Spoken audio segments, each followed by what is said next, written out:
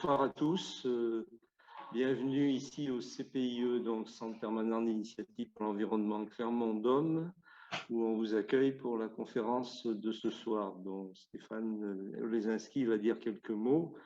Je voulais juste vous dire que sont présents ici au CPIE Clermont-Dôme, donc Lionel Chauvin, le président du parc, que j'accueille volontiers, Thierry Leroy, le conservateur de la réserve Chastres-Sancy, et Iris Lochon, donc, qui sera l'intervenante de ce soir.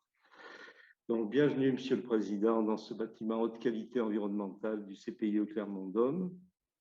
On vous accueille en voisin, puisqu'on est tout près ici de Montlosier, et aussi en partenaire, puisqu'il y a un long compagnonnage entre le parc et le CPIE. Et bien sûr, on a une convention cadre qui nous lie depuis longtemps, une convention cadre de partenariat entre le parc et le CPIE, qui nous demande d'ailleurs qu'à s'étoffer de projets ou d'actions nouvelles. Dire qu'on est en parfaite complémentarité sur ce territoire, bien sûr, et que nos actions sont différentes, complémentaires, et qu'on travaille très bien ensemble. Deux actions en ce moment illustrent ce partenariat.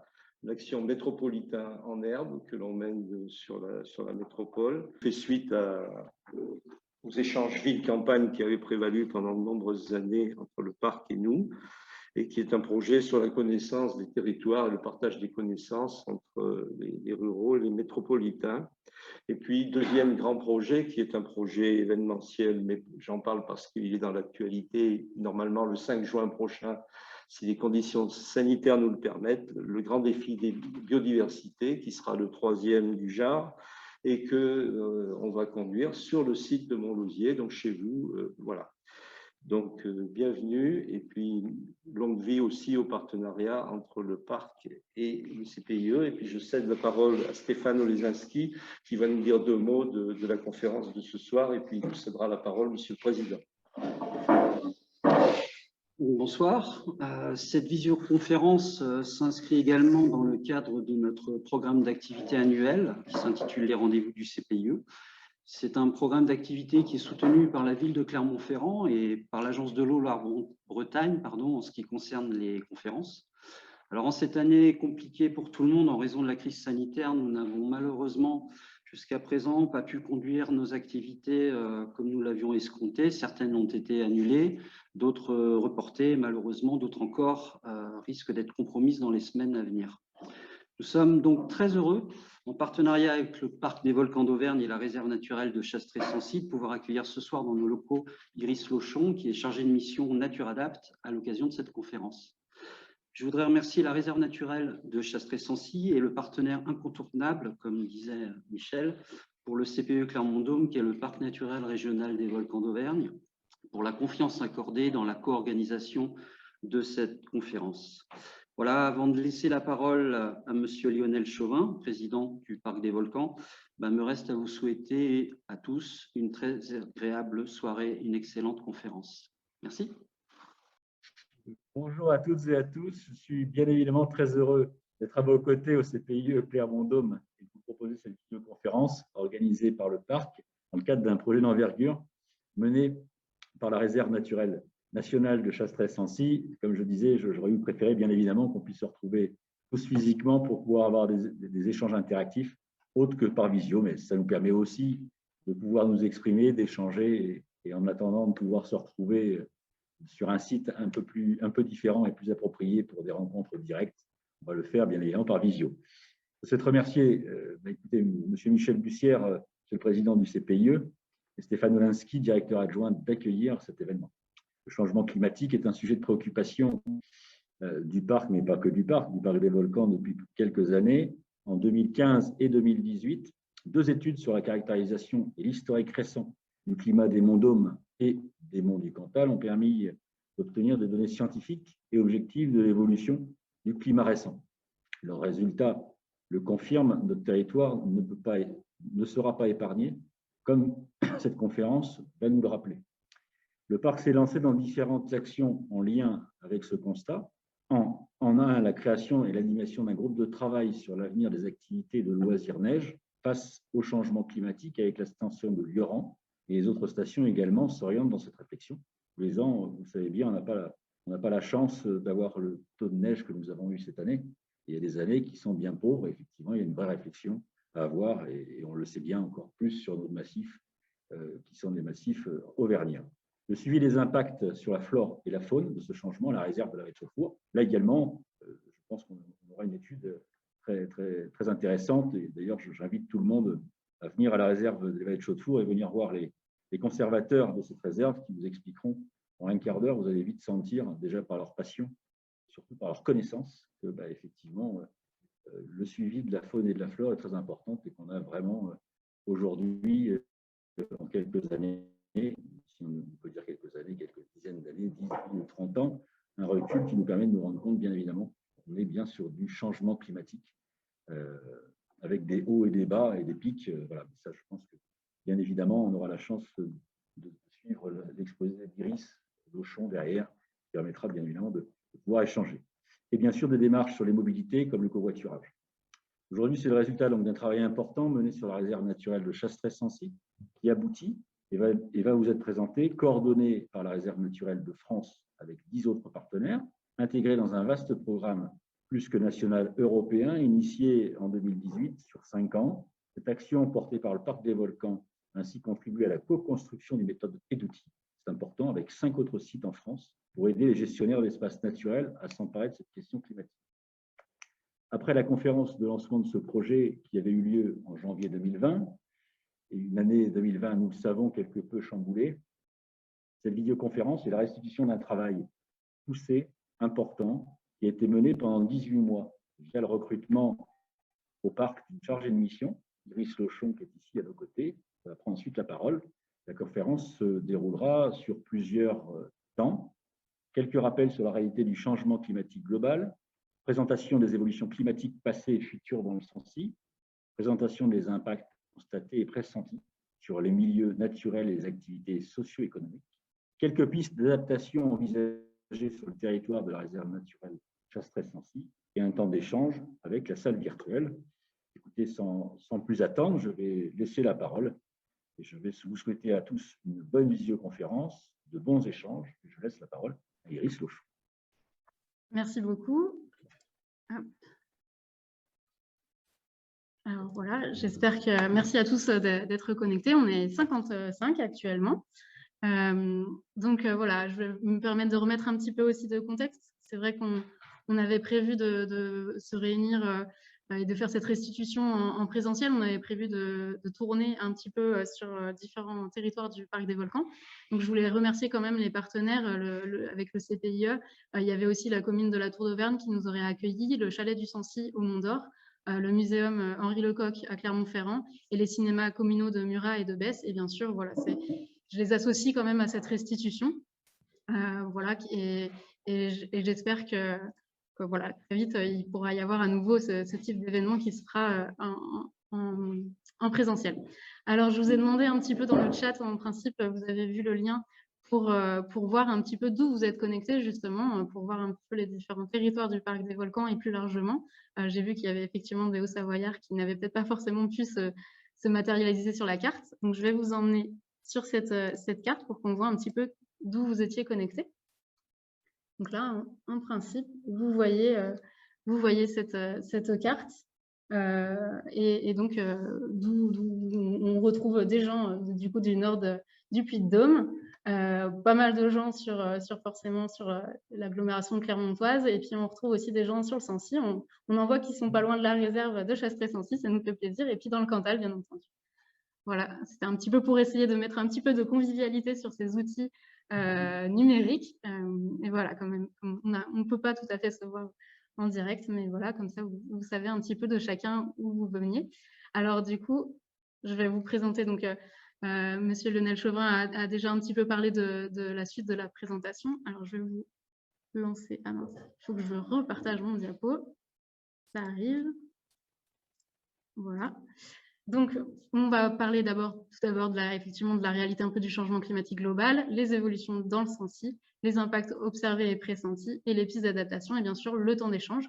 Nous voulions rester ensemble au moins jusqu'à 20 h. Et puis, n'hésitez pas à interagir dans le chat. Vous avez donc la conversation écrite pour pouvoir poser vos questions au fil du diaporama. Et puis à la fin, on aura ce temps d'échange où vous pourrez aussi prendre la parole directement pour que nous puissions échanger ensemble.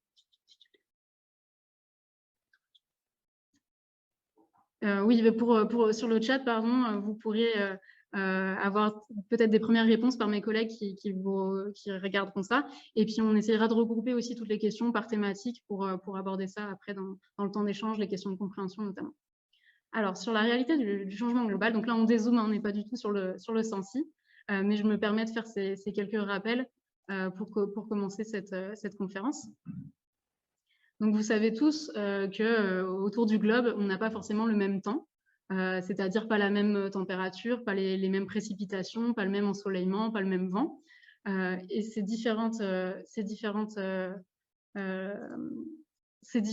temps, en fait, sont liés aux différentes caractéristiques de notre planète. On a notamment l'atmosphère, mais pas que. Il y a aussi d'autres compartiments qui jouent sur ces différents temps. On a aussi l'hydrosphère, donc c'est tout ce qui est les cours d'eau, les océans, les lacs. Et puis la cryosphère, c'est tout ce qui est la neige, la glace. On a également la lithosphère, donc là, c'est les volcans, le relief, la topographie. Et puis la biosphère, tout ce qui est organismes vivants. En fait, ces 5 composantes sont ce qu'on appelle le système climatique, et c'est ce qui fait qu'on a différents temps autour du globe. Alors, il y a une seule source d'énergie qui est dans notre système, c'est le Soleil, à l'extérieur de ce système climatique qui nous apporte cette source d'énergie. Et il se trouve qu'une partie du rayonnement du Soleil va être renvoyée vers l'atmosphère. Et vous avez tous déjà entendu parler de la question des gaz à effet de serre. Et donc, ces gaz à effet de serre, c'est une couche, ils sont dans une couche de l'atmosphère et ils vont renvoyer une partie, la bloquer, l'empêcher de repartir dans ce système climatique. Et donc, finalement, on a une partie qui est renvoyée vers l'espace, mais une partie qui est renvoyée vers la Terre. Alors, cet effet de serre est indispensable à la présence de la vie sur Terre parce qu'en fait, si on n'avait pas cette couche-là, on aurait une température du globe qui avoisinerait les moins 18 degrés. Et en fait, c'est grâce notamment à cet effet qu'on a quand même une température du globe un peu plus vivable pour notamment nous. Et donc, il y a 2 sciences qui caractérisent un peu ces différents états de temps autour du globe. Il y a la météorologie et il y a le climat. Et on va voir un petit peu la différence entre ces 2 sciences. La météorologie, la météo, vous êtes tous familiers avec ça, c'est le temps, mais en un lieu donné et à un instant donné. C'est aujourd'hui au CPU Dôme, il fait plutôt gris, une température d'une dizaine de degrés. Voilà, ça c'est vraiment la météo. Le climat, par contre, c'est plutôt un temps moyen dans un lieu donné. On est toujours dans un lieu donné, mais vraiment sur quelque chose moyenné sur 30 ans. Parce que vous voyez bien que chaque année, on n'a pas tout à fait la même météo, et donc on a ce besoin-là de finalement moyenner pour avoir ce climat, et c'est comme ça qu'on caractérise le climat. Donc là, vous voyez la carte de France avec différents climats français, et donc nous, on est sur le climat de montagne, la limite Clermont-Ferrand, avec un climat un peu plus océanique. Et donc, ce qu'il faut savoir, effectivement, c'est sur l'histoire de la Terre, le climat a toujours fluctué. Donc, en fait, la Terre a connu, là, je vous présente un diagramme, c'est des différences de température, où on voit que nous, on est ici, on a une température qui est à ce niveau-là, à ce niveau de cette petite ligne-là, et la Terre a connu des périodes plus chaudes, et la Terre a connu des périodes plus froides. Ça, c'est indéniable. Il y a eu à l'échelle des aires géologiques, il y a eu ces variations de climat. Le climat a toujours fluctué. Ce qui se passe, c'est que depuis 2,6 milliards d'années à peu près, on appelle ça le quaternaire, jusqu'à aujourd'hui, cette partie-là, il y a eu des cycles de glaciation, des cycles de glaciation et d'interglaciaire. La glaciation, c'est quand c'est des périodes plus froides, et les interglaciaires, c'est des périodes plus chaudes. Et ces périodes-là se succédaient à peu près tous les 100 000 ans. Nous, on est actuellement plutôt dans un interglaciaire. Le climat avait tendance effectivement à se réchauffer. Mais ce qui se distingue des autres changements climatiques, c'est qu'ici, on est sur un changement climatique qui est très intense, qui va très vite. Vous voyez la dernière glaciation avant nous, on était par là. On était il y a plus de 20 000 ans, et on avait environ 5 degrés de différence. Là, on parle, vous allez voir, de différences de température beaucoup plus rapides. Et puis, il y a quelque chose aussi qui est particulier, c'est l'origine, et on va en reparler. Et donc, finalement, les conditions qu'on est en train de progressivement connaître avec ce changement climatique, c'est des conditions que notre espèce, notre civilisation n'a jamais connues. Là, je vous ai mis l'apparition, à peu près les premières traces de notre espèce, Homo sapiens, une espèce de singe. Et bah, en fait, cette espèce de singe n'a jamais connu des températures comme lesquelles on prévoit qu'elles vont devenir à l'avenir. Ça, c'est aussi un message assez fort à retenir. Donc, là, je vais vous présenter aussi les variations de la température du globe depuis 1880. Donc ça, vous avez finalement en gris, là, ces observations-là, c'est ce qui a été mesuré depuis 1880 en termes de variation de la température du globe. Et on va essayer de voir comment on peut expliquer ces variations-là. Il y a des scientifiques qui ont travaillé là-dessus. Donc, il y a eu une première idée, ça a été de voir un petit peu les causes naturelles, donc le volcanisme, l'activité solaire ou les variations orbitales. Et il se trouve que ces variations-là, elles expliquent peu, en fait, les observations qu'on a. Si on avait effectivement les variations du volcanisme, les variations des activités solaires et les variations de l'orbite, on aurait les choses qui sont sur ces graphes rouges, jaunes et bleus, et vous voyez que ça ne colle pas avec le gris des observations. Donc ça c'est en agglomérant ces facteurs naturels. Voilà, on n'arrive pas vraiment à expliquer les observations de température qu'on a. Le même travail a été fait avec les facteurs anthropiques, donc d'origine humaine, ce qui est émissions de gaz à effet de serre, émissions d'ozone, les changements dans l'usage des sols, l'urbanisation notamment, la déforestation et les aérosols.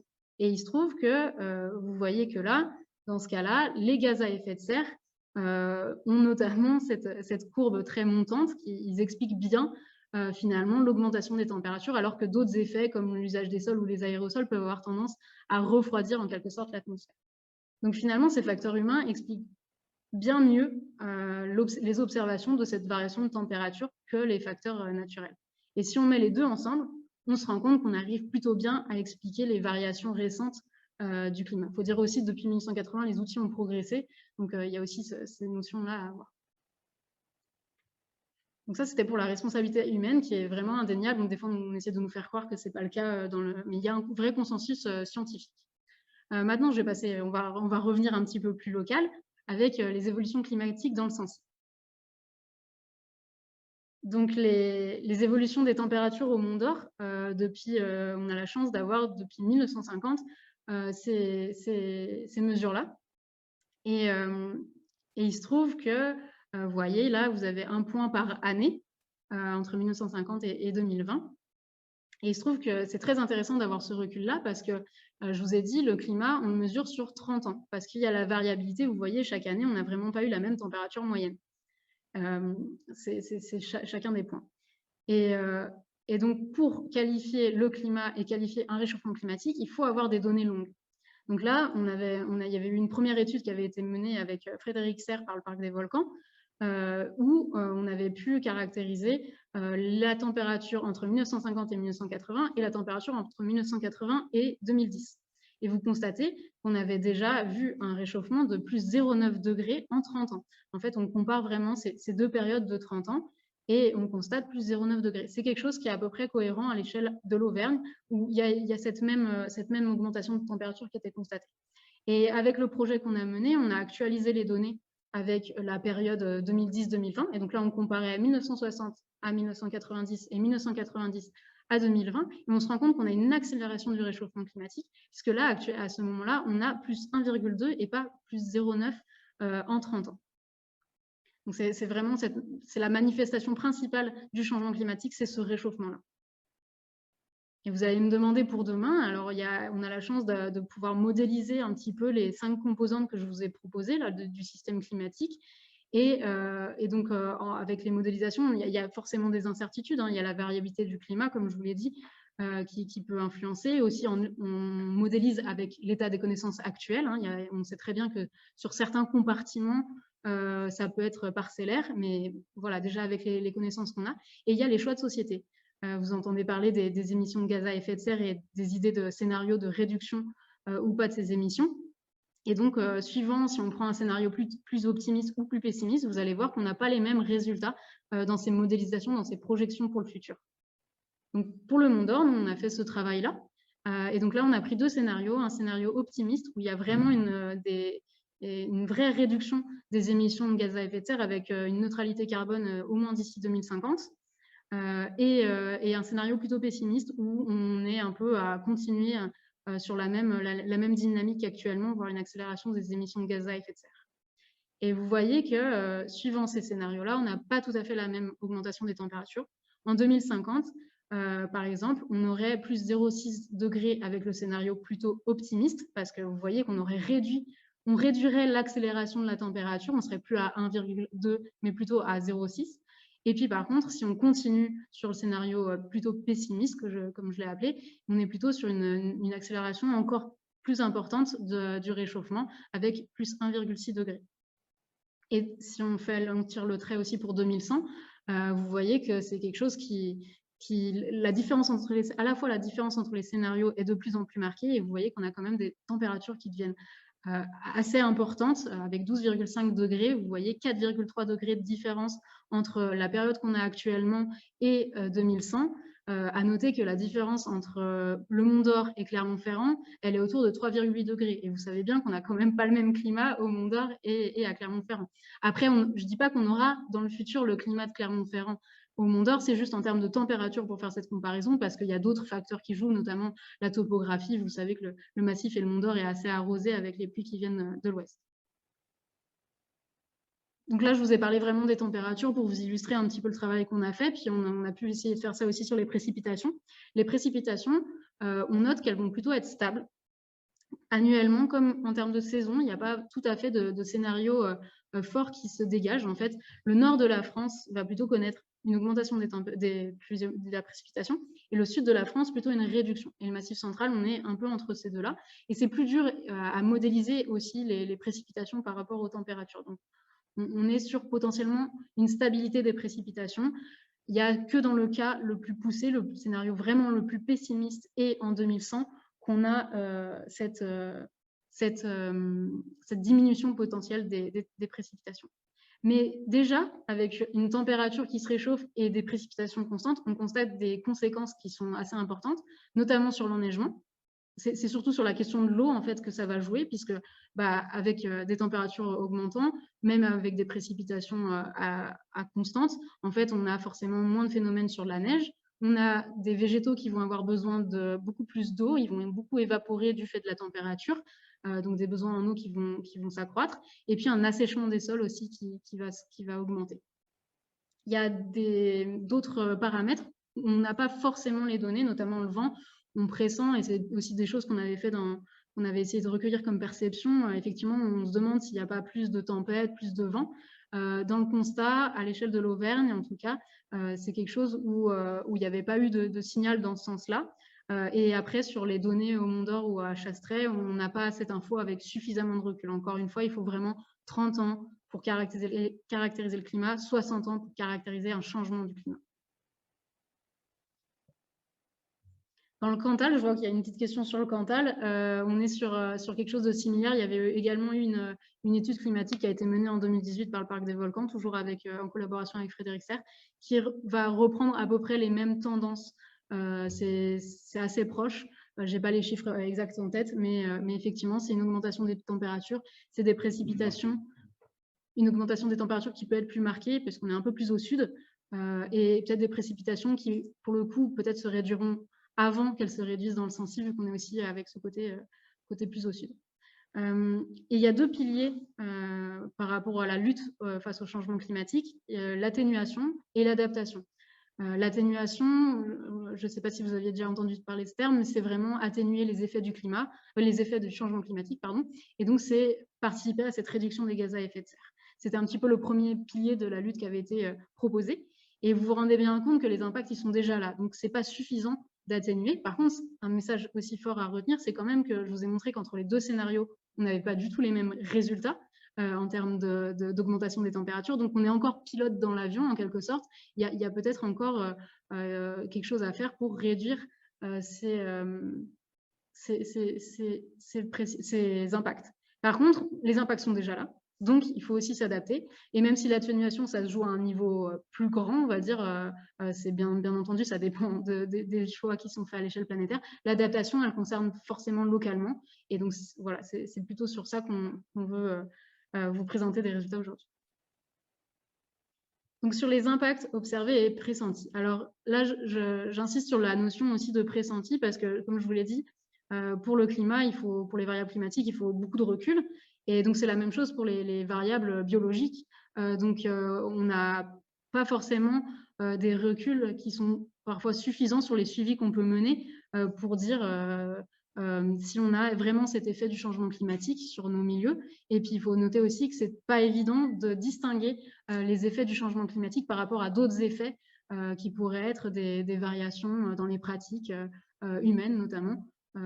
Et donc on a certaines informations que je vais vous présenter, mais toutes ne sont pas, on va dire, scientifiquement prouvées, dans le sens où des fois, on n'a pas forcément suffisamment de recul pour cela. Donc, je voulais vous rappeler que le SENSI, et puis on a l'habitude de le caractériser et de l'appeler un peu une île biogéographique. Et donc là, pour illustrer ça, je ne sais pas si vous avez déjà entendu parler de cette expression, je vous ai mis une carte de différentes altitudes dans le Massif central. Donc, vous retrouvez tout ce qui est en vert, c'est les altitudes qui sont supérieures à 500 mètres. Et puis, ce qui est en marron rouge, là, c'est les altitudes qui sont supérieures à 1400 mètres. Donc, vous voyez le Puy de Dôme est là, les monts d'Or, et puis vous avez les monts du Cantal. Et donc, finalement, le SENSI est un des rares espaces avec une altitude supérieure à 1400 mètres. On a l'habitude de dire que c'est cet étage-là qui est supérieur à 1400 mètres, on appelle ça le subalpin. Et ce que vous avez en vert, on appelle ça le montagnard, entre 500 et 1400 mètres. Et donc, on dit que le SENSI, notamment, et le Cantal, ça vaut aussi, c'est un petit peu une petite île de subalpin dans un océan de montagnard. Donc, vous comprenez bien qu'avec ces altitudes-là, on a des conditions de vie qui sont spécifiques et donc on verra des espèces et des milieux qui peuvent être spécifiques à ces conditions d'altitude, plutôt des températures froides, plutôt humides, une humidité importante, des précipitations, des conditions finalement de vie qui peuvent être un peu rudes. Donc, je vous ai parlé de l'augmentation des températures. Et pour faire une analogie avec l'augmentation avec l'altitude, ce qui est intéressant, en fait, c'est qu'avec l'augmentation des températures, on pourrait imaginer que les espèces se déplacent en altitude pour aller retrouver les mêmes conditions de vie. Et pour vous montrer ça, finalement, les températures qu'on retrouvait dans les années 1951-1980 à une certaine altitude, finalement, maintenant, pour les retrouver, enfin, pendant les années 80-2010, on les retrouvait à 150 mètres plus haut, et actuellement, c'est plutôt 220 mètres plus haut. Donc, une espèce animale ou végétale qui était inféodée à certaines conditions, finalement, il faudrait qu'elle remonte assez rapidement pour retrouver les mêmes conditions. Et puis, après aussi, le Puy de Sancy s'arrête à 1885 mètres, donc ça peut aussi poser problème. Donc, finalement, cette augmentation des températures, on a dans d'autres espaces, finalement, ce qui est attendu par rapport au réchauffement climatique, c'est des migrations, soit, ça ne nous concerne pas tout à fait nous, mais du littoral vers l'intérieur des terres, par rapport à la remontée des eaux, du sud vers le nord, et puis cette caractéristique aussi de remonter en altitude, pour retrouver les mêmes conditions de vie. Et donc, ce changement rapide des conditions de vie, nous, sur le SENSI, qu'est-ce qu'on pressent? C'est peut-être la disparition probable d'espèces dites subalpines, donc inféodées à ces altitudes relativement hautes, comme la jasone crépue d'Auvergne ou l'Apollon arverne, et puis une remontée progressive aussi des espèces montagnardes, comme le hêtre, par exemple. La limite forestière, les ligneux pourraient aussi remonter. Donc, pour vous présenter les principaux impacts sur les milieux naturels, il y a donc cette remontée en altitude, progression du montagnard, une régression, voire une disparition du subalpin. Et il y a deux autres axes un petit peu. On a la diminution de la ressource en eau sous toutes ses formes. Je vous ai présenté une réduction de l'enneigement, je vous ai présenté une augmentation des besoins en eau et aussi l'assèchement des sols. Et donc ça peut conduire à une régression. Nous, on surveille notamment des milieux qui sont liés à la présence de neige, les combes à neige. On s'attend potentiellement à une régression de ces milieux-là. On s'attend aussi à une poursuite de la régression des tourbières. Il faut savoir que les tourbières ont déjà cette dynamique de comblement. Elles vont déjà se réduire, mais le réchauffement climatique peut amplifier cette régression-là. Et puis, des modifications dans les cours d'eau en termes de débit, en termes de température, en termes de nutriments disponibles et présents dans ces cours d'eau-là. Il y a des modifications qui vont apparaître et qui vont forcément perturber les conditions de vie des espèces qui sont présentes. Et le troisième axe, un petit peu dans les principaux impacts sur l'ensemble des milieux, c'est l'augmentation possible de l'érosion et la présence d'événements extrêmes plus fréquemment. Et donc, on se dirige peut-être sur le massif du Sancy vers des paysages qui sont de plus en plus arides, avec un caractère de plus en plus minéral. Et ça, c'est possible. Là, vous avez en photo notamment une coulée de boue récente de mai 2020. Et donc, on pourrait avoir finalement des événements qui arrivent de plus en plus fréquemment. Et ce n'est pas évident de savoir dire si ces événements sont par définition extrêmes. Donc, bosser sur la fréquence de ces événements n'est pas toujours évident, donc c'est quelque chose qu'on suppose. Pour résumer un petit peu sur les espèces, après avoir vu leurs conditions de vie et ces milieux, comme je vous l'ai dit, des espèces subalpines qui auraient tendance à disparaître, des espèces de tourbières aussi qui pourraient disparaître. On sait que sur les forêts, l'épicéa va être sensible. En fait, le réchauffement climatique peut lui amener un premier coup de moins bien et on peut avoir des attaques parasitaires. Vous connaissez peut-être, vous avez entendu parler du scolite notamment, et puis aussi une faiblesse mécanique. Vous voyez quand vous avez aussi des fortes chutes de neige après avoir eu potentiellement un été très sec, on peut avoir finalement la combinaison de ces deux facteurs, sécheresse plus grosse chute de neige, qui peut impacter l'arbre. Il va être moins résistant et casser peut-être à ce moment-là. Sur les peuplements de sapins et de hêtres, il y a des modélisations qui sont faites notamment à l'ONF. Et même si ces essences-là seront encore potentiellement dans des conditions où elles auront la capacité de survivre, on ne sait pas si les peuplements locaux qu'on a, les sapins ou les hêtres, auront toujours cette capacité, même si l'essence en soi pourrait perdurer. Et puis, on peut imaginer qu'on ait des changements sur le massif avec des animaux qui sont notamment mobiles, qui pourraient, eux, aller ailleurs. Notamment, on pressent des choses sur les oiseaux nicheurs qui pourraient choisir d'aller sur d'autres massifs. Donc, en général, les espèces rares du massif, forcément, en étant rares, elles étaient peut-être potentiellement plus sensibles à des changements importants de conditions et donc on peut s'attendre à ce qu'elles disparaissent. Après, il y a forcément des espèces qui vont être favorisées. En fait, il faut voir que le changement climatique, c'est potentiellement des gagnants, c'est un peu caricatural de dire ça, mais des gagnants et des perdants. La nature n'aime pas le vide, donc il y aura toujours des espèces sur le Sancy, mais ces espèces vont peut-être être différentes. On s'attend à ce que les espèces du montagnard, qui sont plus nombreuses que les espèces subalpines, puissent remonter, que la forêt, peut-être les forêts de basse altitude aussi, puissent remonter. Et les espèces qui aiment la chaleur. On pressent déjà et on observe déjà, on a des observations ponctuelles. Ça ne veut pas dire que ces espèces-là sont installées, mais il y a des observations ponctuelles d'insectes, de libellules notamment, à grillons de mercure, qu'on peut observer sur nos sites et qui sont des espèces qui aiment plus la chaleur. Et puis quelque chose qui est... J'ai mis un petit bonhomme qui sourit parce que ça favorise ces espèces-là, mais ça n'est peut-être pas forcément une bonne nouvelle pour nous, c'est les espèces exotiques envahissantes. Donc, ce qui est important de retenir, voilà, on aura peut-être des gagnants, des perdants, mais finalement, l'incertitude, elle est sur la vitesse de ces changements. Est-ce qu'on aura vraiment plus de perdants que de gagnants? Ce n'est pas forcément le cas, et c'est des choses qui nous questionnent.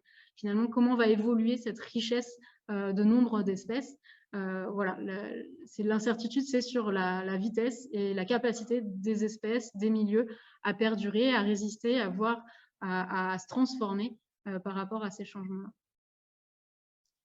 Ensuite, il y a autre chose qui joue beaucoup aussi sur l'évolution des milieux. Et puis, c'est aussi une caractéristique forte sur le Sancy, c'est qu'on a beaucoup d'activités humaines qui sont présentes et elles aussi, elles sont vulnérables.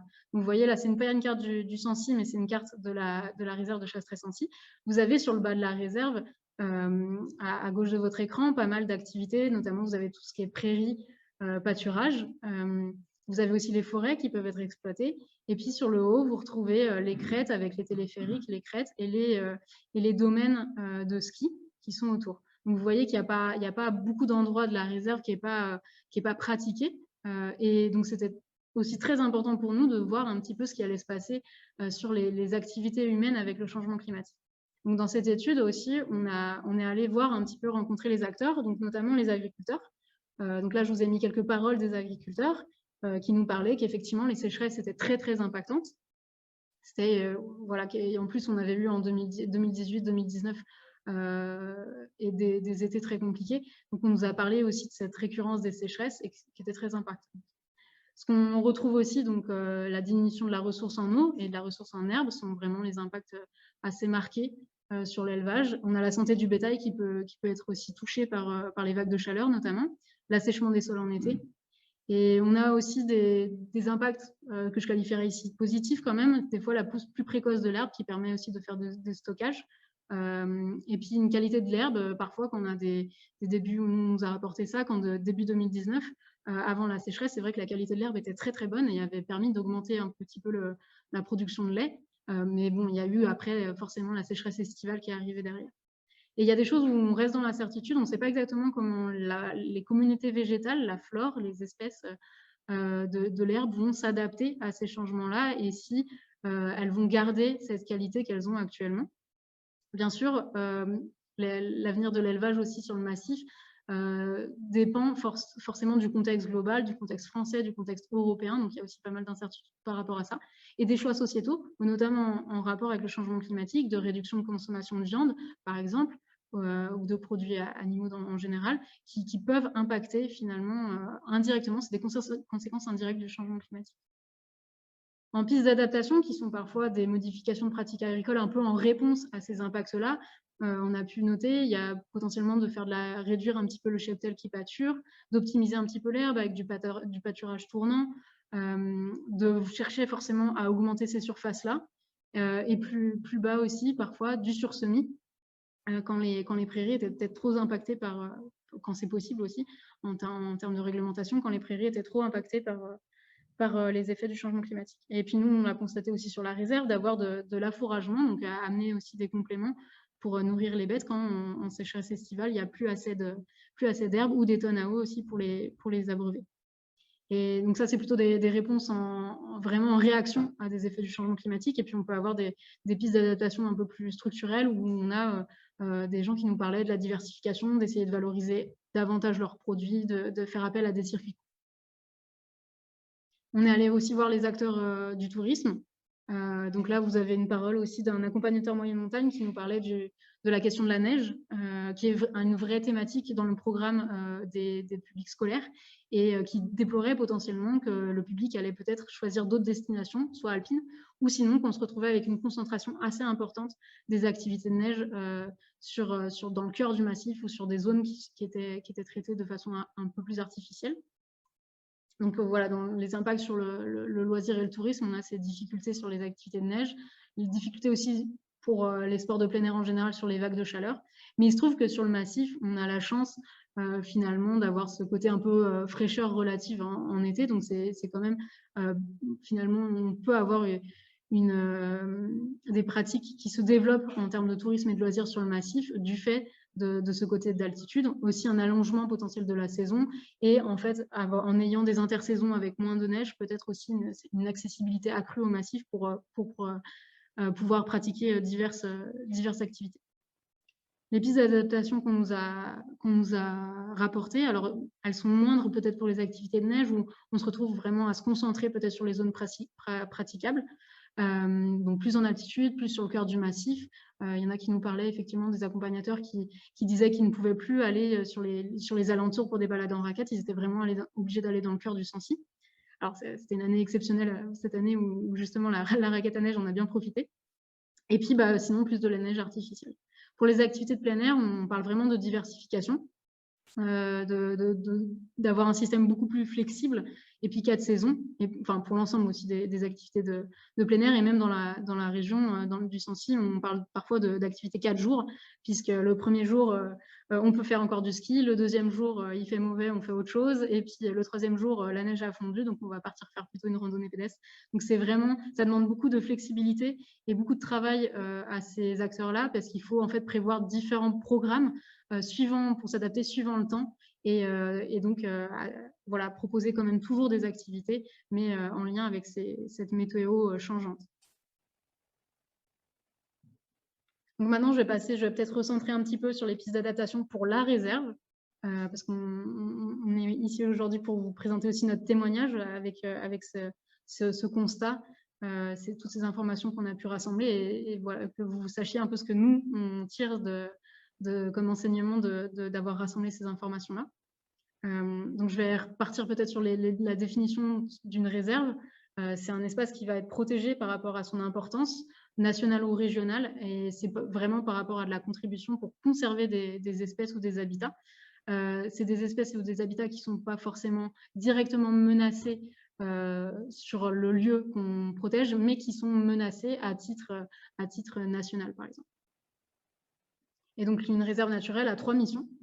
Celle de protéger ce patrimoine pour lequel elle a été créée, de le gérer, donc ça va être d'augmenter les connaissances notamment, et de faire, là vous avez une photo sur de la restauration des sentiers qui peuvent être pratiqués par la réserve, et puis de faire découvrir tout le volet éducation à l'environnement et puis sensibilisation, comme on peut le faire aussi aujourd'hui en vous transmettant un petit peu les résultats de notre projet.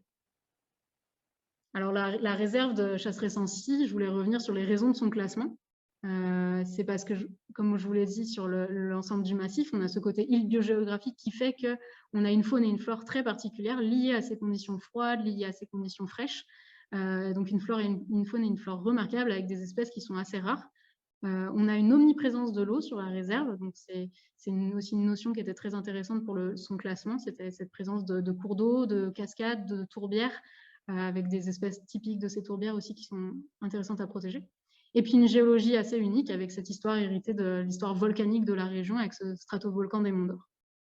Et donc ces 3 raisons-là, finalement, on va regarder un petit peu avec l'œil, le constat du réchauffement climatique, qu'est-ce que ça donne.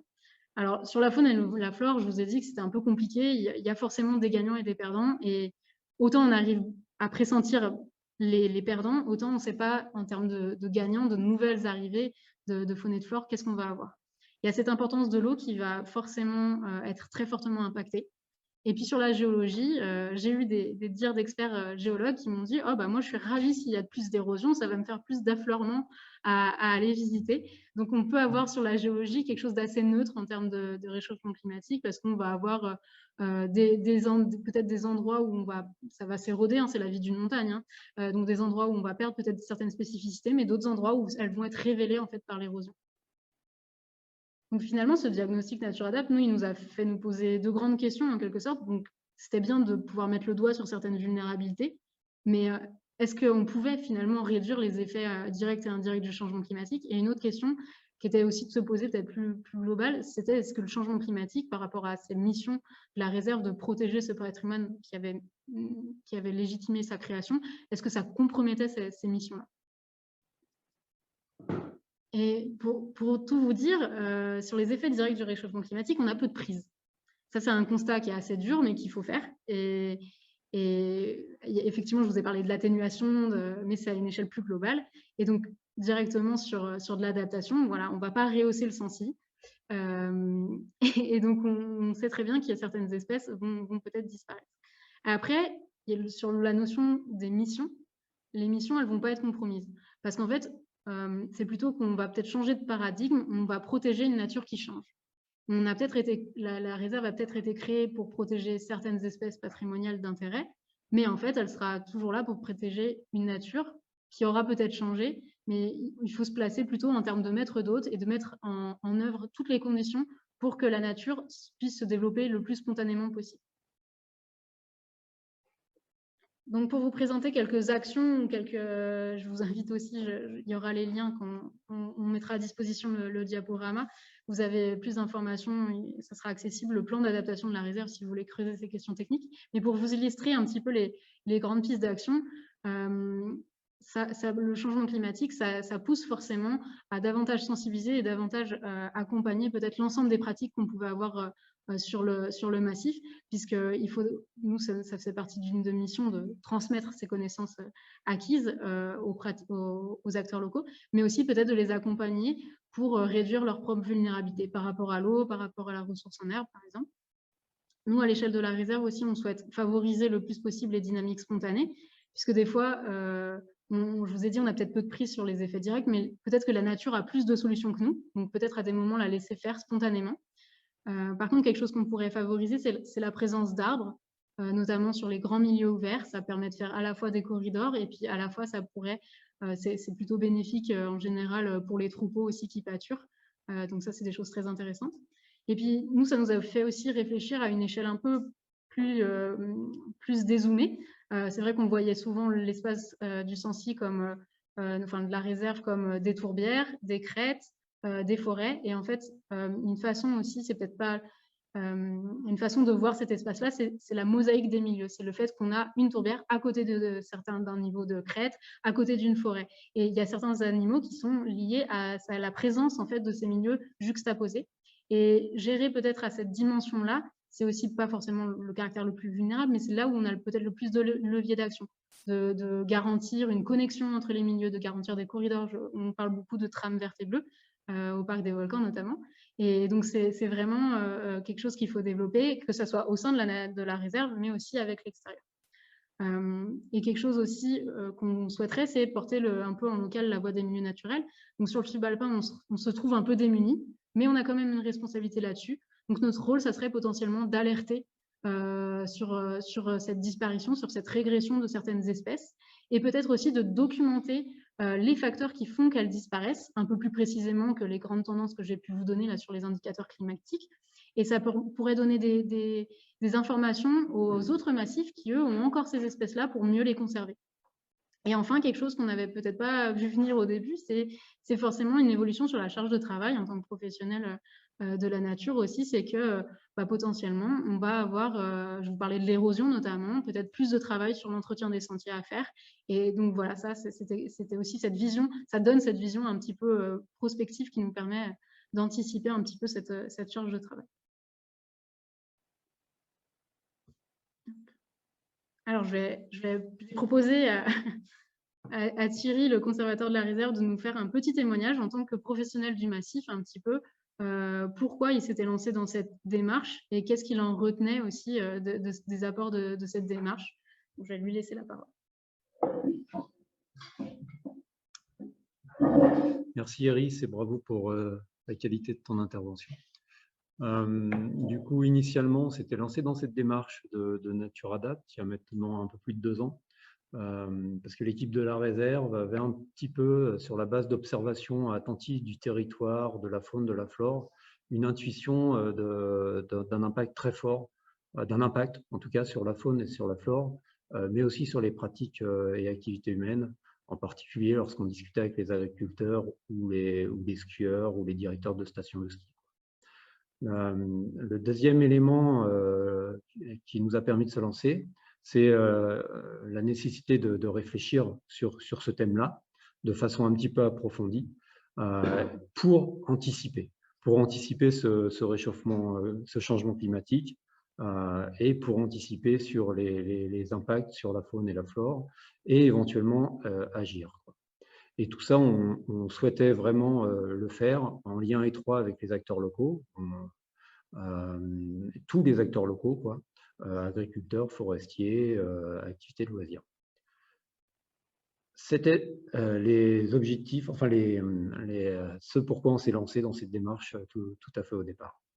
À l'issue de ces 18 mois de travail avec Iris et le Parc des Volcans, les éléments essentiels qu'on en retient, en tout cas pour l'instant, c'est qu'en fait, au final, on est tous concernés.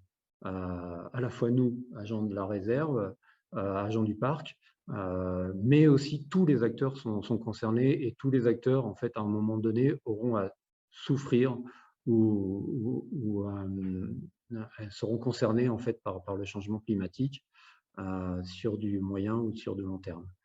Les impacts aussi, en fait, à l'issue de ce travail, on considère que ces impacts vont être considérables sur du moyen long terme et vont amener à modifier complètement les pratiques au niveau des agriculteurs et il y aura des impacts très importants sur la faune et la flore et avec des changements importants. Un autre point aussi, c'est qu'on s'attend à une augmentation des pressions des acteurs du territoire, des usagers, une augmentation des pressions en liaison avec leurs besoins. Leurs besoins continueront et entre autres les agriculteurs. Enfin, il y a tout un tas de corps d'acteurs qui vont augmenter ces pressions-là. Donc, on a essayé d'imaginer l'augmentation de ces pressions et on a essayé de les anticiper, mais ce n'est pas du tout évident. D'ailleurs, sur les adaptations, les pistes d'adaptation, donc Iris vous en a présenté quelques-unes, mais c'est vraiment pas évident à imaginer et pas évident à anticiper. Donc ça, c'est quand même une des choses qu'on va retenir. Et en ce qui nous concerne un petit peu plus particulièrement en tant que professionnels de la nature, de la gestion de la nature, c'est que nous, on est amené à changer de paradigme. C'est-à-dire qu'on avait une vision un peu fixiste de la protection de la nature, avec la protection de certains patrimoines naturels, de certaines faunes, de certaines flores. Et en fait, maintenant, enfin, grâce à ce travail, on se rend compte qu'on va être amené à protéger une nature qui change, qui bouge. Le patrimoine va évoluer, on va perdre certaines espèces, on va en garder d'autres. Mais en fait, au final, ce qu'il faut qu'on arrive à protéger, en fait, c'est la nature, c'est la qualité de sa nature, le fait de faire baisser les pressions humaine sur cette nature, et c'est la baisse de cette pression et la conservation de la nature qui permettra probablement les meilleures réponses. Et ça, c'est globalement, c'est un changement de paradigme pour nous vers une protection de la nature qui va changer. Voilà, c'est les principaux éléments à mon niveau en tant que professionnel sur le Sancy que je retiens pour l'instant, que l'équipe de la réserve retient en tout cas. Iris reprend la parole.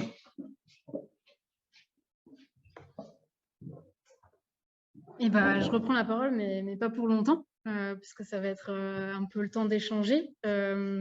En attendant que vous puissiez rassembler peut-être vos questions, vous pouvez encore une fois les poser via le chat, mais également, vous pourrez essayer, si vous êtes familier avec les fonctionnalités Zoom, n'hésitez pas à lever la main.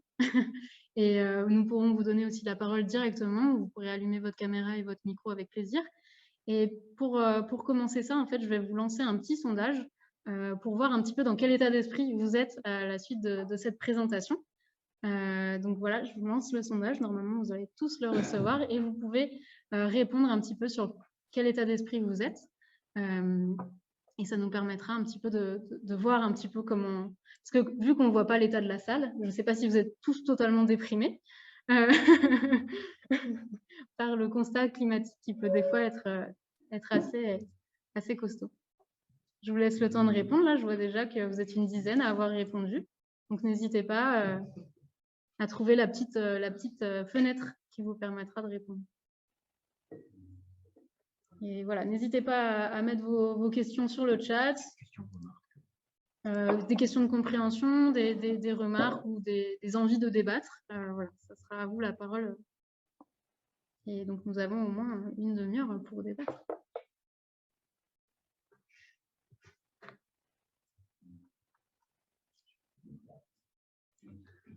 Alors, on en est à 45. Il y a encore quelques personnes qui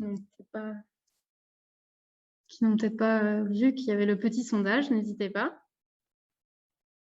On sent que vous étiez plutôt un public intéressé, je crois. Je commence à avoir... Ça va, ils ne sont pas trop pessimistes. Ça arrive, bientôt, vous pourrez partager. Là, il y a Thierry qui voit déjà les résultats. Mais...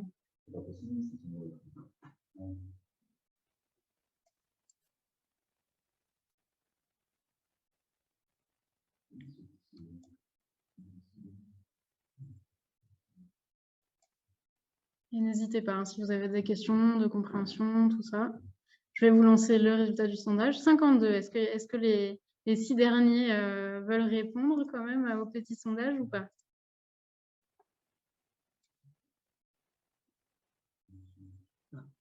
Ah, bah, je ne sais pas comment vous le renvoyez. Je suis désolée. Bon, alors je vais conclure ce petit sondage. Hop. Et je vais vous partager les résultats. Donc, normalement, le sondage s'affiche chez vous. Donc, vous voyez, vous n'êtes pas très étonnés, mais on a donc plutôt 42% de concernés. Après, c'est vrai qu'on a eu, vous avez été nombreux à vous inscrire. C'est vrai que j'imagine que vous étiez intéressés déjà par cette thématique. Vous êtes plutôt lucides. Et après, c'est soit démunis, soit optimistes qui se partagent avec 6% ou anxieux même. Voilà un petit peu pour le... Et des tristes aussi, effectivement. Et ben, merci pour cette petite réponse au sondage. Alors, la question de l'eau n'a pas été suffisamment traitée. Alors, on peut, justement, si on peut se lancer sur cette question-là, je vous ai prévu des diapos supplémentaires. Effectivement, je suis peut-être allée assez vite sur les milieux globalement, les résultats, un petit peu pour aussi pouvoir vous donner la parole. Donc, je ne sais pas. Est-ce que vous voulez prendre la parole pour aborder cette question-là?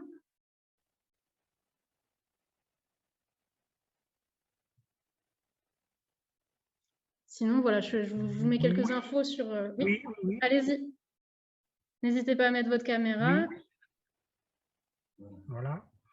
Oui, je pense que cette question de l'eau reste pour ma part et pour pas mal de personnes primordiale. On sait l'importance que va avoir le réchauffement climatique sur les débits de nos rivières, de nos cours d'eau. Et je pense que cette question de l'eau devrait être aussi liée aux problèmes de pollution que nous avons sur le Sancy. Nous avons des différentes parties de rivières qui sont fortement impactées par les pollutions. Et malheureusement, ces rivières, les débits de ces rivières vont se réduire et vont forcément concentrer les polluants et poser d'énormes problèmes à toute la biodiversité qui s'y trouve. Et donc voilà, je pense que la question de l'eau aussi doit être vue du côté ressources.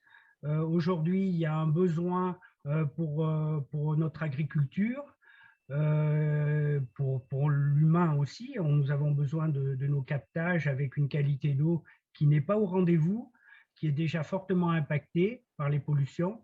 Donc voilà, je pense que l'eau mériterait d'être replacée à sa place au niveau élément essentiel partout dans le monde, mais particulièrement dans notre massif du Sancy. Vous avez tout à fait raison, hein. C'est là aussi je l'ai mis, qu'effectivement les aspects sur l'eau sont assez, enfin, seront primordiaux, hein. Nous, sur l'étude, c'est focalisé plutôt sur la réserve. On est en tête de bassin versant, dans un milieu qui est déjà protégé, donc les questions de pollution nous concernaient moins. Et forcément, aussi en termes de débit, les milieux de la réserve et les agriculteurs de la réserve sont en quelque sorte les premiers servis. Donc, ils sont très conscients que pour eux, globalement, c'est une chance d'être présents sur ce territoire et que le jour où eux auront des soucis, plus bas, c'est déjà que ça se passera mal. Donc voilà, moi je ne peux pas vous dire plus sur les aspects effectivement de pollution. Ça, c'est des choses qui ne sont pas à notre échelle de réserve naturelle. Mais voilà, c'est effectivement quelque chose de très important. Nous, voilà, là, je vous l'ai mis sur la diapo, par exemple. Nous, effectivement, en rassemblant ces informations-là, on constate qu'il y a un risque accentué de conflit d'usage. C'est indéniable. Et il y a des choses aussi, les adaptations doivent se raisonner à une échelle pluriacteur, puisque si quelqu'un s'adapte tout seul dans son coin, ça peut avoir des conséquences pour le voisin sur la question de l'eau. C'est vraiment, nous, on sait que la réserve a une responsabilité aussi en étant en amont de l'ensemble du reste du territoire. Donc, c'est aussi un argument pour renforcer cette protection, hein, notamment sur les réserves naturelles et sur les endroits hors réserve naturelle du massif qui sont en amont pour l'ensemble des acteurs. Je ne sais pas si quelqu'un d'autre veut rebondir sur cette question-là.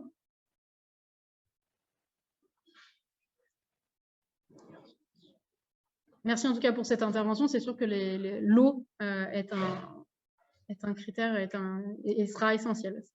Ensuite, je pense que les collectivités, l'ensemble des collectivités, par toutes les études qui ont lieu qui sont réalisées sur l'impact des réseaux d'assainissement, devrait, je pense, être plus mobilisé sur ce sujet. Voilà, je pense qu'aujourd'hui, on a laissé de côté cette priorité de l'eau. Et je pense qu'avec le réchauffement climatique, malheureusement, on va se retrouver dans de graves difficultés. Voilà.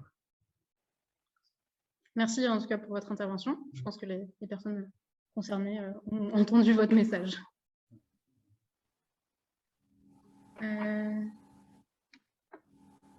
Est-ce qu'il y avait quelqu'un qui voulait poser une question en direct? Oui. Oui. Oui. Je peux? Oui, allez-y. Solange. Oui. Alors, oui, bonjour. Moi, j'aurais une question pour savoir s'il y a une différence par rapport à une exploitation de neige artificielle ou neige de culture. Si c'est possible de nous rappeler un petit peu les données, si vous les avez. Neige artificielle et neige de culture, c'est la même chose? Alors, il y a une autre qui utilise moins d'eau, qui utilise plus… alors moi, j'ai pas la… je crois pas, mais c'est plutôt, okay. plutôt le type de matériel. Oui. Non, pas du tout. Pas du tout. C'est de la sémantique. Ouais. Et que, les stations de ski ne voulant pas avoir une sémantique artificielle, voire guerrière, on parle de neige de culture, on parle de ferme à neige, et on parle non pas de canon à neige, mais d'enneigeur. C'est juste un problème de sémantique, pour être très clair, puisque c'est de marketing. Donc c'est l'utilisation de l'eau, donc. La technique est exactement la même. Après, on peut débattre, mais ce n'est pas le sujet ce soir, de comment on l'utilise. Mais c'est juste pour répondre à votre question, c'est une question de sémantique. D'accord. Donc, c'est l'utilisation de l'eau. Voilà. D'accord. OK. Voilà. Merci. Merci, Luc Stelly, directeur de l'Office du tourisme du Sancy. Merci de répondre. N'hésitez pas, effectivement, parce que nous, notre travail a été de rassembler différentes informations dans des domaines où on n'est pas forcément les plus spécialistes. C'était un peu l'intérêt de ce projet, des fois rassembler des informations qui sont éparpillées. Donc, si je sais qu'il y a pas mal de professionnels aussi qui sont dans cette salle virtuelle, donc n'hésitez pas à prendre la parole pour répondre et amener plus d'informations. Moi, je veux bien prendre la parole. Oui, allez-y. Vous avez mis l'accent sur une évolution rapide et moi, mon inquiétude, c'est l'urgence. Et l'urgence en particulier du côté de l'alimentation. Donc, ma question, c'est plutôt au sujet de l'agriculture. Est-ce que les agriculteurs sont bien conscients qu'il va falloir évoluer rapidement dans leurs pratiques et ne pas rester, par exemple, uniquement sur l'élevage, mais faire aussi des légumes ou des légumineuses, enfin, des cultures qui peuvent se faire maintenant avec le réchauffement climatique, de façon à pouvoir approvisionner la population locale en cas de catastrophe imprévue, d'événements climatiques ou d'événements plus graves encore. Est-ce que cette notion, est-ce qu'il y a vraiment une prise en compte de ces éléments-là pour inclure rapidement ces changements de pratique? Alors, pour répondre à ça, les agriculteurs que nous, on a rencontrés, c'est des agriculteurs qui sont vraiment assez haut en altitude sur la réserve de Chasserais-Sancy. Donc, eux, ils pourront pas se diversifier, en tout cas sur les parcelles qui sont sur la réserve. C'est des parcelles qui sont aussi protégées et qui sont plutôt à destination, à vocation pastorale. Donc, ça, c'est pas des endroits où il y a ces transitions-là. Pour vous signaler quand même, effectivement, les agriculteurs alors c'est les premiers au courant des évolutions climatiques. Ils sont touchés de plein fouet. Donc, ils ont l'habitude de travailler avec la météo, donc les évolutions du climat, ils les ont tout à fait pressenties. Après, ils ont un modèle qui est très dépendant aussi de l'héritage un petit peu qui a été fait après la Seconde Guerre mondiale.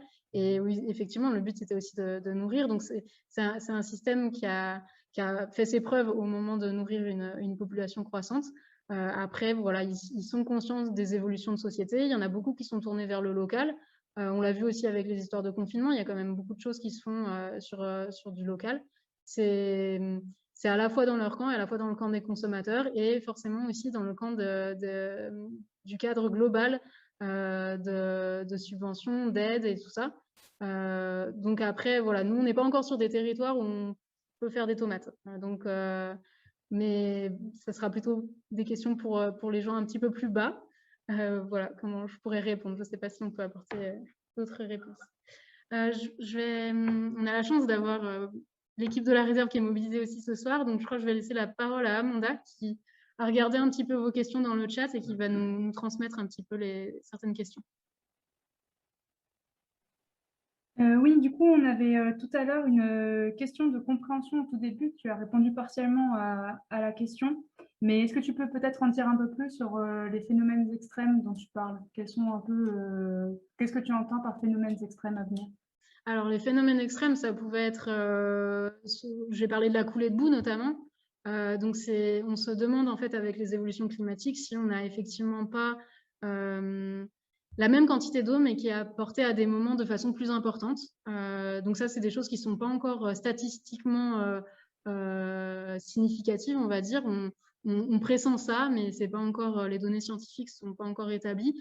Mais effectivement, on constate des fois des moments où on n'a plus d'eau et puis d'un coup des moments plus intenses.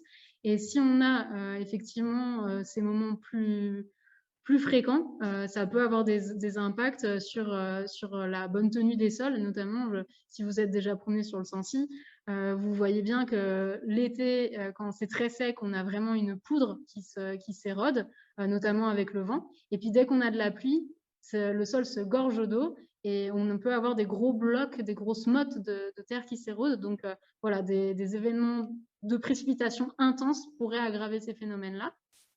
Luc, tu veux réagir? Non, je voulais justement, c'est une précision, et ça va en liaison avec ça. Tout à l'heure, il a été présenté que le niveau subalpin devrait disparaître, si j'ai bien compris, et donc une augmentation du niveau montagnard, qui, si j'ai bien compris, est plus et avec une présence plus forte, donc du coup, de certaines forêts ou de prairies. Et c'est là que je ne vois pas l'équilibre ou la tendance que tu as l'air de présenter, qui est de dire, avec les phénomènes extrêmes, on va plutôt avoir des paysages arides. Ça, c'est si les phénomènes extrêmes intervenaient sur toute la montagne. Est-ce qu'on ne peut pas se dire que du coup, on va plutôt être dans un phénomène de montagnard, donc peut-être de développement de prairies, de différents types de forêts, et à certains endroits seulement le phénomène aride très fort? Alors effectivement, moi, c'est pas forcément homogène sur le territoire. On pourrait avoir des zones de plus en plus décapées et des zones où on aurait cette progression forestière. Ça dépend aussi des activités humaines et du maintien ou non de milieux ouverts par du pastoralisme. Donc c'est ça qui est pas évident. Effectivement, on a ce compromis entre la forêt et les milieux ouverts, et ça dépend à la fois des évolutions climatiques et à la fois des évolutions des pratiques. Je pouvais compléter sur les événements extrêmes, il y a aussi les avalanches. On se dit moins de neige et peut-être moins d'avalanches, ce n'est pas forcément le cas. En fait, la neige, quand elle va tomber sur un sol qui est plus chaud, ça peut engendrer des avalanches plus importantes où l'ensemble du manteau neigeux peut décrocher. Donc voilà, pour avoir en tête. Et puis on a aussi les incendies potentiellement. Chaudefour, la vallée de Chaudefour avait connu un épisode de ce type-là, et peut-être qu'on pourrait avoir à l'avenir un risque incendie plus important. Nous, c'est quelque chose qu'on va avoir dans un coin de la tête à la réserve, peut-être de se préparer à des protocoles en cas d'incendie dans les milieux naturels. Amanda, est-ce que tu as d'autres questions? Oui, alors ensuite, on a eu plusieurs remarques par rapport aux zones humides, avec des interrogations sur le comblement des tourbières et la problématique de la gestion de ces zones humides, notamment lorsque c'est en dehors des zones protégées. Et donc, peut-être que tu peux répondre par rapport à... Est-ce que ce comblement des tourbières peut s'accélérer, par exemple, avec le changement climatique ou... Avec le changement climatique, on a l'assèchement potentiel de ces milieux qui renforce cette dynamique-là, et puis des fois aussi l'emboisement. On peut avoir ces deux dynamiques-là. Après, je ne suis peut-être pas la plus à même de répondre. Thierry, tu as peut-être des choses à ajouter sur ces dynamiques de comblement de tourbières. Mais voilà, il y a ces deux niveaux-là, soit par l'apparition d'arbres peut-être, soit par rapport à un assèchement. Oui, il y aura probablement une dynamique d'assèchement, des changements de composition d'habitat et floristique aussi. Donc les impacts sur les milieux tourbeux et sur les zones humides risquent d'être assez importants ça clairement.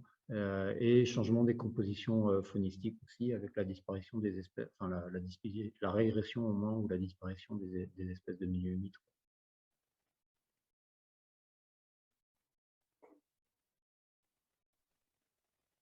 Et pour rester sur les impacts, il y a certaines personnes qui ont voulu un petit peu plus de précision sur les impacts sur la biodiversité.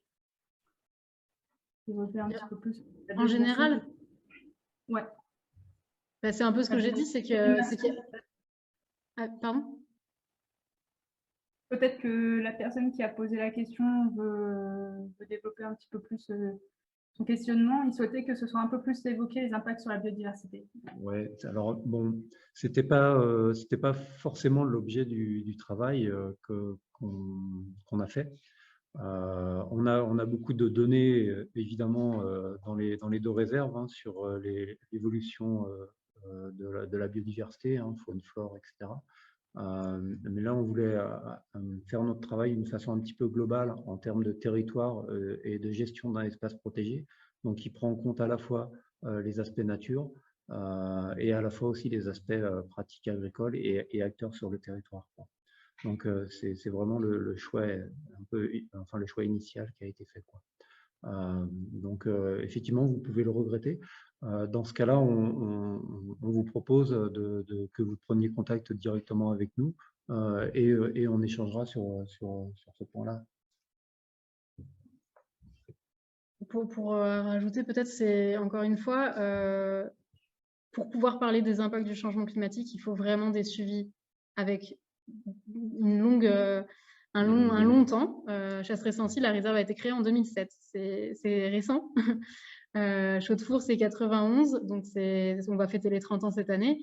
C'est 30 ans, c'est tout juste, je vous ai dit, 30 ans, c'est tout juste la caractérisation du climat. Donc, pour constater des évolutions, en fait, on a plus d'évolutions sur des changements globaux comme des changements d'usage, on parlait tout à l'heure du pastoralisme, qui sont plus rapidement visibles que le réchauffement climatique. C'est plus insidieux, c'est plus compliqué à mesurer. Et encore une fois, mesurer et pouvoir dire concrètement, cet effet-là, il vient du changement climatique, c'est très, très dur. Donc, c'est ça aussi où on est des fois sur des choses un peu plus sur du pressenti, du bon sens. On n'aura jamais, en fait, justement, le projet était là pour voir à quel point il fallait être précis sur les réserves naturelles, sur cette caractérisation des impacts.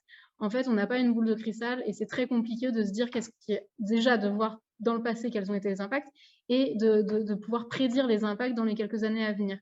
Mais par contre, ça ne nous empêche pas d'anticiper avec déjà ces grandes tendances, nous donne quand même des éléments de réflexion et cette grande idée aussi de changement de paradigme sur la protection d'une nature qui change. Parce qu'avant, on avait la protection de la nature, elle savait très bien qu'elle protégeait des écosystèmes qui avaient une trajectoire, c'est vrai. Mais il y avait cette trajectoire se faisait sur un temps qui était beaucoup plus long. Et avec le changement climatique, ça pousse à revoir effectivement cette idée-là. Et je vois qu'il y avait une question, il me semble, Amanda, je me permets de commencer à répondre, qui parlait de savoir si sur les autres réserves du projet, il y avait aussi cette question-là, un petit peu de changement. Et donc, c'est vrai que sur l'ensemble des réserves, il y avait aussi des réserves littorales qui sont confrontées à la montée des eaux. Donc, eux, ils sont aussi confrontés à cette idée de, il y a certains endroits, ils étaient une partie terrestre, et ils vont être confrontés en fait à maintenant protéger aussi une partie maritime. Parce que voilà, le milieu change sur le lieu où ils avaient cette mission de protection. Voilà, ils vont pouvoir peut-être potentiellement relocaliser les enjeux sur les parties terrestres en agrandissant la réserve, mais en soi, il y a aussi des changements vraiment sur cette protection de quel patrimoine sur chaque réserve. Est-ce qu'il y a d'autres questions? Ouais, du coup, on avait également ensuite une question pour savoir si on avait un programme d'action à venir en lien avec les résultats du diagnostic que tu as mené.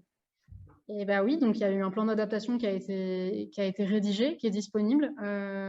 On peut d'ailleurs, je pourrais essayer de vous mettre en fin d'événement là le lien pour se connecter sur le parc des volcans. Il est disponible au téléchargement, le diagnostic qui a été fait. Donc encore une fois, le diagnostic, c'est beaucoup des dires d'acteurs surtout. Et puis aussi le plan d'adaptation. Donc là, c'est la vision de la réserve sur ce constat-là et qu'est-ce qu'elle en retire. Et bien entendu, ces travaux aussi vont être inclus dans le plan de gestion, qui est le document réglementaire pour la réserve. Et ça, c'est en cours. Le prochain plan de gestion devrait sortir pour l'année prochaine. Et il va intégrer toute cette dimension sur le changement climatique. Ça nous a, notamment, je vous parlais de l'idée de la mosaïque des milieux. C'est quelque chose qui était déjà un petit peu pressenti en termes de gestion, d'échelle de gestion, et qui a été peut-être accentué avec ces résultats sur le changement climatique. On avait aussi beaucoup de questions par rapport à la sensibilisation. Donc, il y avait une remarque comme quoi on manquait de sensibilisation. Ah, un plan d'action de sensibilisation. Pardon, je croyais un plan d'action globalement. Sensibilisation. Ah, pardon. Et donc, les plans. Ouais. Alors, par exemple, à l'échelle du projet, je peux vous parler qu'il va y avoir une formation en ligne qui sera justement sur ces enjeux changement climatique et biodiversité et protection de la nature. Donc ça sera déployé dans les années à venir, d'ici 1 an ou 2 ans. Après, sur le territoire, nous, on en a profité déjà de l'année dernière d'avoir cette thématique changement climatique pour faire des animations. Amanda, qui pose cette question, le sait très bien parce que c'est elle qui est en charge. Donc, il y avait notamment une exposition qui était à la Maison de la Réserve sur le changement climatique, qui présentait aussi les résultats locaux que je vous ai présentés sur l'évolution. Et puis, des animations. Voilà, l'idée, c'est d'intégrer à la plupart des animations cette dimension changement climatique. Je peux rajouter peut-être qu'aussi la réserve de Chaudefour aussi se veut aussi sentinelle du climat. Et je pense qu'avec les 30 ans, ça sera aussi une thématique qui sera prise en compte. Et en fait, on a aussi un travail assez important avec les acteurs sur le territoire de la réserve, agriculteurs, forestiers, d'information, sensibilisation, réflexion sur leurs pratiques, quoi. Pour justement mieux orienter leurs pratiques afin qu'elles prennent en compte ces dynamiques et ce changement climatique.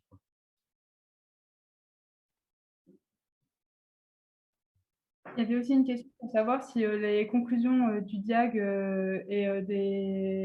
les conclusions du DIAG s'étendaient à l'échelle parc, si les préconisations qu'on donnait pouvaient s'étendre à l'échelle du parc.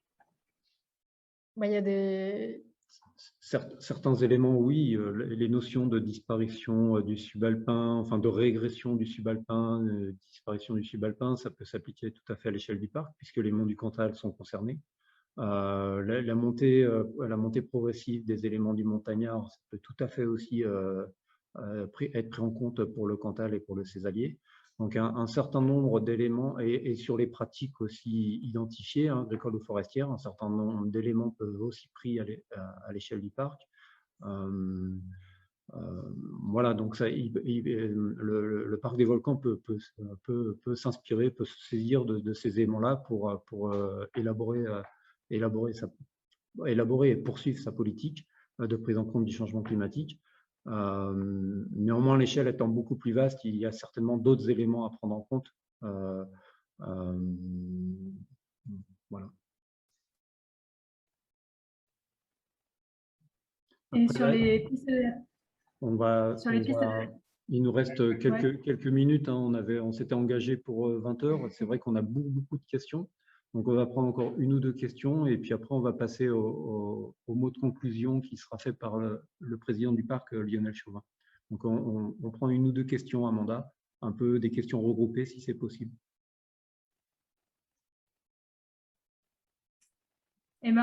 Sur les pistes d'adaptation, on avait eu plusieurs personnes qui avaient… on avait eu 2 remontées par rapport aux arbres, une en lien avec le bocage et une en lien avec la forêt. C'était plutôt des remarques, mais peut-être que les personnes veulent s'exprimer directement sur l'importance de la préservation des forêts pour la conservation d'une ressource génétique suffisamment importante pour pouvoir avoir des arbres résistants au changement climatique à venir. Et l'intérêt du bocage également dans cette lutte. Et puis on avait aussi des remarques par rapport à la neige artificielle. Et après, on aura à peu près fait le tour, sauf si quelqu'un… Et on a une dernière question sur la fréquentation dans la vallée de Chaudefour. Donc si quelqu'un veut s'exprimer directement pour poser directement une question qui lui semble très importante, il le peut.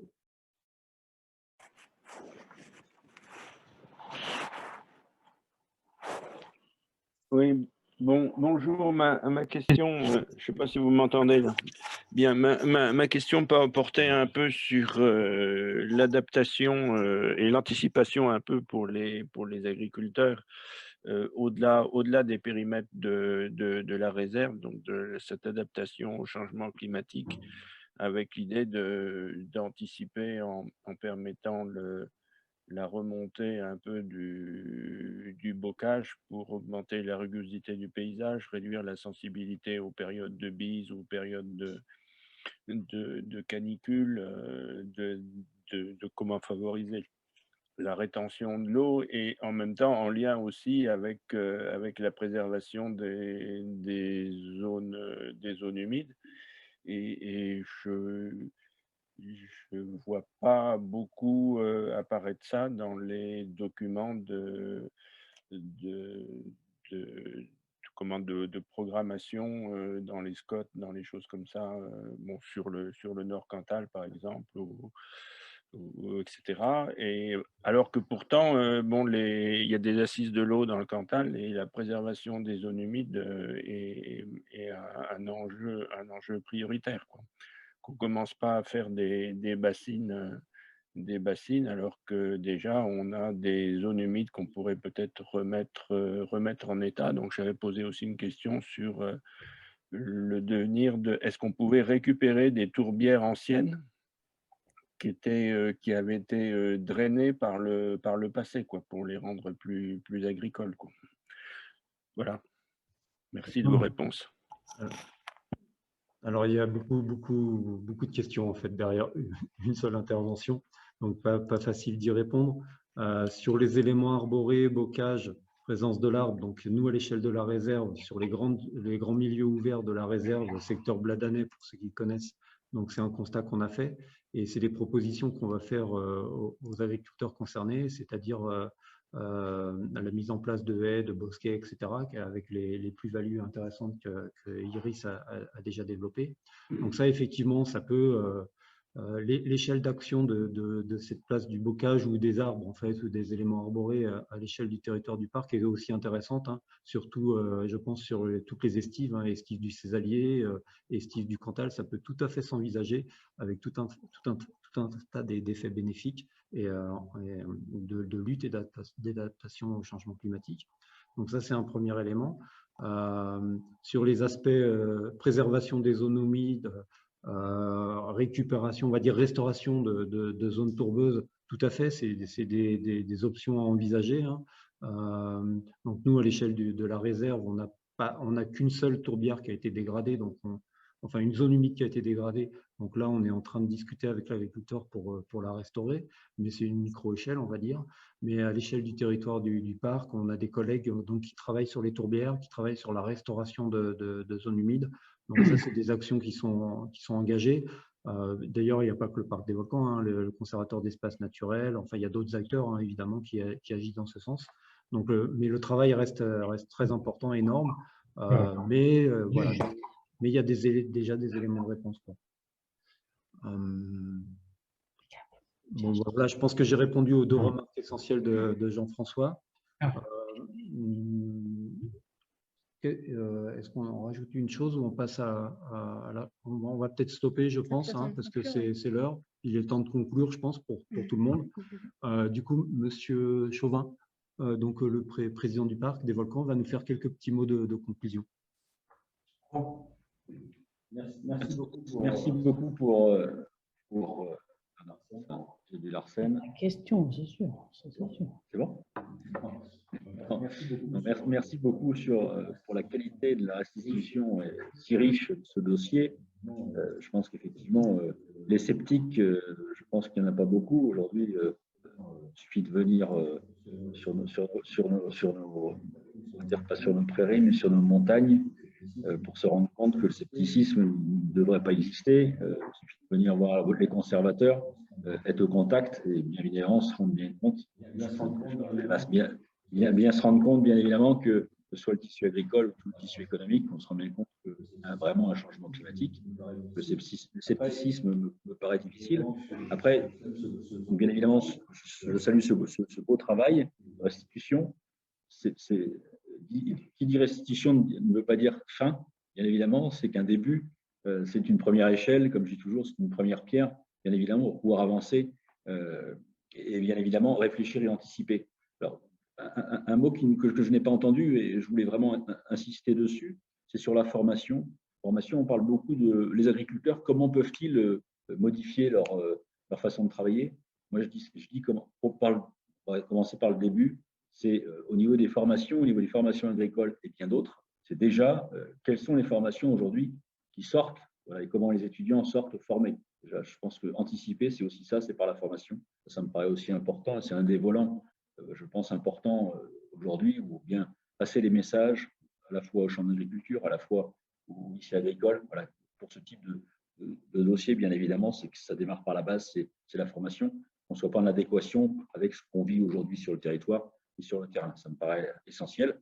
Et je ne vais pas être beaucoup plus long, je dirais simplement en 4 mots, réfléchir, c'est ce que nous faisons ensemble. Anticiper, c'est aussi ce qu'on fait en discutant et en ayant des actions positives sur le terrain.